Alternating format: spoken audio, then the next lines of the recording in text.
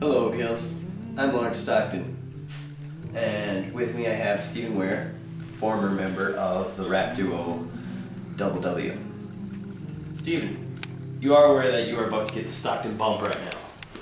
Yeah, I can take it. Bring it on, bad boy. You know what the Stockton bump is, right? No idea. It's when the next day you'll show up in your case, in the classroom, and people go, "Hey, I know you were on Stockton bump last night." I see. That's the Stockton bump. All Alright, let's, small talk aside, let's just get down right to the meat of things. Why did you break up the group? That's what people are saying, that I broke up the group? I broke up the group? Where did you hear that? Did Wiz Dizzle tell you that? Because if he told you that, that's not right. You never understand. I cannot disclose where I found that out from, but, okay, what from your take, why do you think... See, this is a complex question. It's not a matter of one person refusing another person or a person dissing another. This is a long process, and you know, it kind of started back from the roots of our whole relationship. You know, I was 8 years old, and I was in Berlin, and I went to this club with my dad, and there was this guy. He was Just Jeff. That was his name, Just Jeff, and he was doing beatbox. And I'd never seen anything like that before. It was dynamic, it was electrifying, the whole audience was going nuts. And here was this guy, I thought, wow, that was something. I'd never seen anything like that. It was years later that we were at the Grammy Awards. He was there as an invitee of Tupac Shakur, and I was there because Kurt Cobain lived across the street from me when I was little. And we were sitting there, and during one of the commercial breaks, we started making some noise, and it was working, and so we decided that we'd start working together, and that we could do something groundbreaking, we could do something special, something that people would remember, something that would change hip-hop, that would change art forever. And so we came from these different places, and we met up, and it worked for a bit, but it was a struggle, and we started making albums, and your first name that we had was Tone Deaf Leopard, and then we had this other group, and it was called Third Nostril from the Left, and somehow or other these just didn't catch on. It didn't work. No one understood us. We were like 40 years ahead of our time. In fact, we're so far ahead of our time that we haven't even got there yet. It's like nobody understands, nobody gets it, and we were making this music, and then this producer heard us, and he said that he wanted to sign us, and he signed us, and he changed our name to Double W, and we got this record deal, and we made this record, and we had a whole bunch of tracks on it, and it was good, but there was this weird thing in our contract that said it could only be released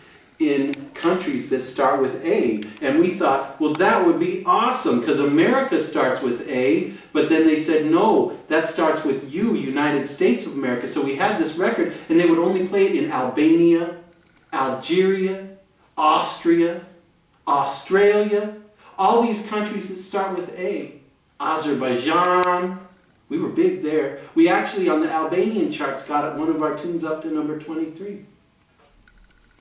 So you're saying it was because of the record industry and not actually because of you? Well, it certainly created tension because we both had goals, we both had ideas that we wanted to explore, but you know, the record industry just squishes any creativity because they're always trying to make us like the other guy instead of letting us be who we are.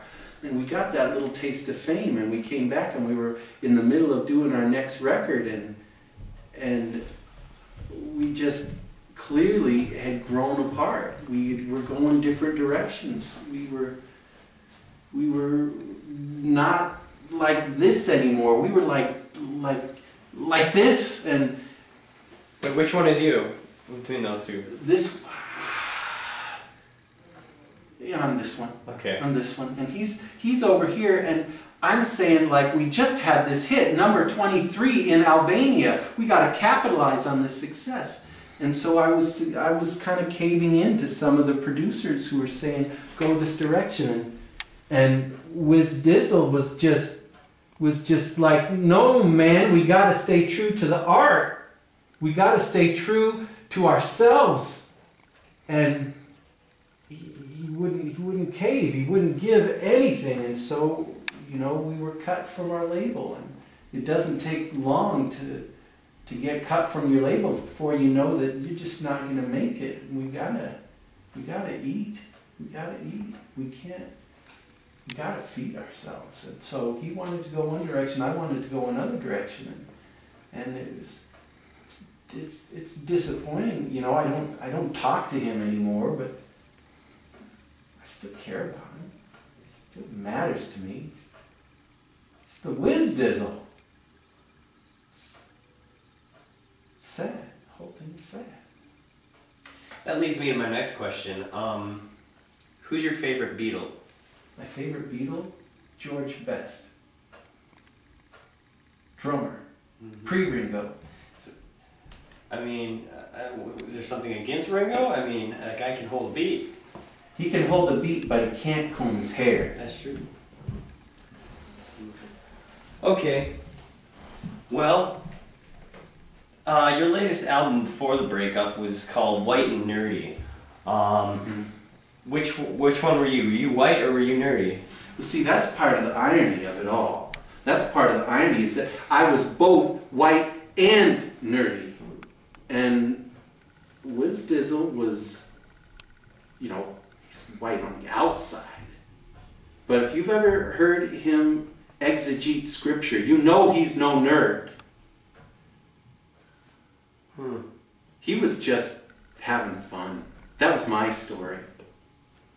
That's my story. You know, I don't know. You could ask all sorts of more questions, and there may not be much more to say. But I gotta. In case Wiz Dizzle sees this, I gotta send him a message. And that is, you know, I miss those days when we were tight. I miss those days when you and I could talk about art, and when you were explaining that 17th chapter of Mark to me, that was just awesome. But I gotta tell you, man, I don't like how it ended. And I just want to tell you I'm sorry. I hope that someday we'll be good again. Someday we'll be good. You are my brother. Wisdom. Jeff, I love you, man. Okay, I can't do this anymore. We're done.